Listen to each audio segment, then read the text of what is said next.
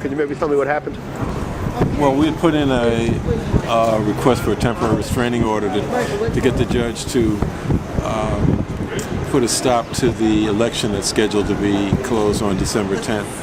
He also made an effort to try and resolve it between the parties. He had made a suggestion around the appointment of an independent person or organization to monitor the elections. And we had discussed that and talked about that would be amenable to us if that organization would also certify and make any corrections to the database of the voter list so that the voter list would reflect what actually, who are the eligible voters. That we wouldn't have to rely on the person appointed by the general manager, who is a partisan person.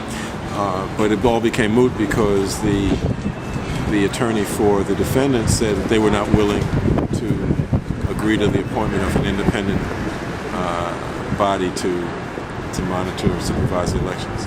So the judge basically then denied the temporary restraining order and set up for a hearing on the preliminary injunction for December 7th. At 9:45 we have to have papers in. When are the elections supposed to close out right now? December 10th is the date when the elections are supposed to close out. When all the ballots are supposed to be in and the counting is supposed to begin. So the TRO today really is not as urgent. In other words, they can still grant the injunction on the 7th. He could still grant it and put a halt to it so that no ballots would be counted. So that we're still alive in terms of that. So it's not really, it's a denial of what you immediately asked for, but not conceptually a denial. Right.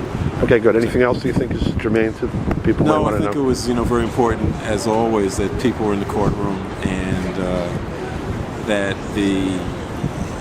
I think the judge was aware of that, and I think that's always important that he understands that this is a particular issue, but it's also a community issue, and that was reflected by the presence of people in the courtroom. Good. Thank you very much. Thank you.